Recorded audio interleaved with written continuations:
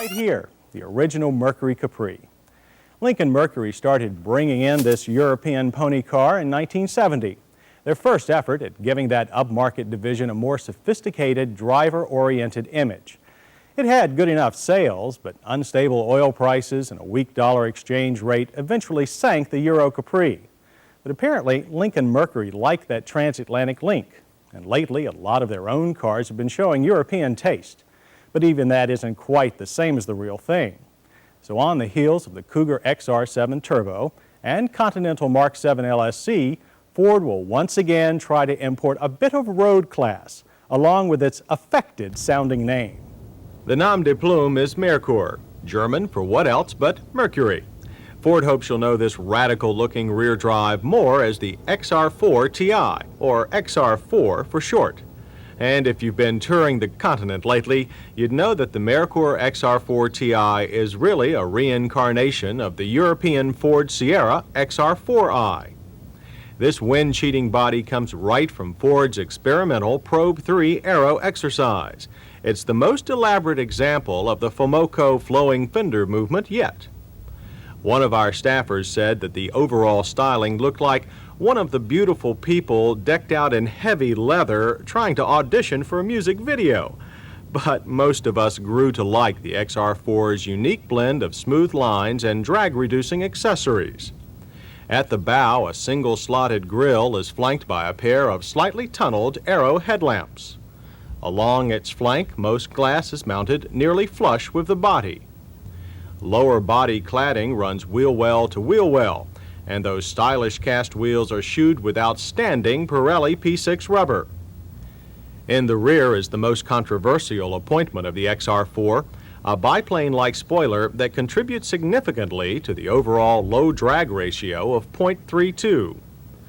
All in all, the U.S. version looks nearly identical to its European Sierra kin, but there are over 850 different parts required for the Merkur. And combined with a U.S. sales target of only 20,000 units this year, it's more profitable for Ford to have German specialty builder Karmann assemble the car. But to find the biggest difference between theirs and ours, look at the addition of that T after the XR4. That can only mean one thing: turbocharged. Instead of using the Eurocar's 2.8-liter injected V6, that's the vintage Capri motor, Ford has plunked their Dearborn design 2.3-liter vintage Pinto Turbo 4 under the Merkur's hood. Of course, it's made somewhere else too, in Brazil, and the 1985 version adds water cooling to the turbo bearing for longer life. Power ratings are 170 horsepower for the 5-speed manual and 140 horses for the 3-speed automatic. The difference is in the camshaft. The automatic's torque peaks sooner, so you get nearly equal performance with both versions. This manual pre-production model we drove at Ford's Dearborn test track managed a 0 to 60 sprint in only 8.5 seconds. A quarter mile was clicked off in 16.5 seconds at 85. Quick for any 2,910-pound production car. The XR4 is mid-sized with a 102.7-inch wheelbase and a mostly conventional front-engine, rear-drive, unitized body. Suspension is all independent, with struts in the front and trailing arms in the rear. Struts and shocks are gas-filled. Steering is power rack and pinion, brakes power disc drum. All this gives you a combination of firm but smooth ride and laudable handling, one that few cars not made in Germany seem to be able to manage.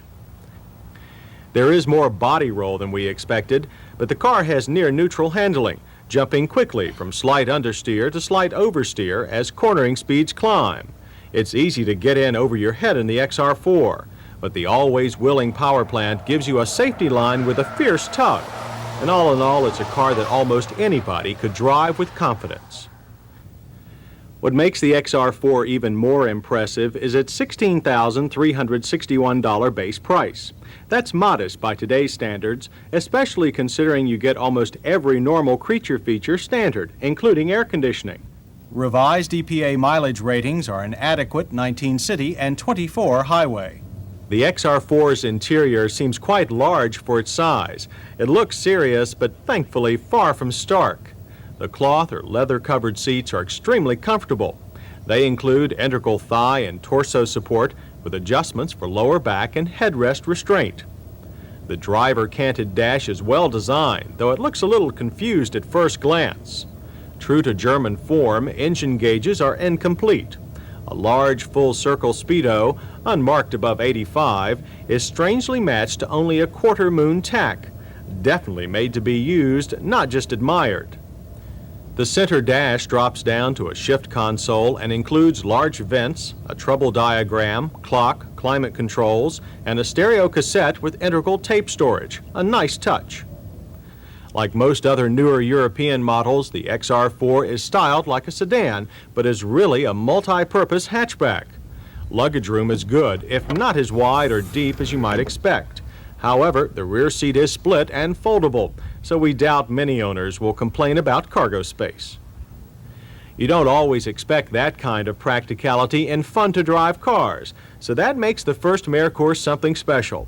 Plus, with no serious faults and a loaded base price on par with the cheapest BMW, Ford should have no problems unloading the first year's supply almost overnight.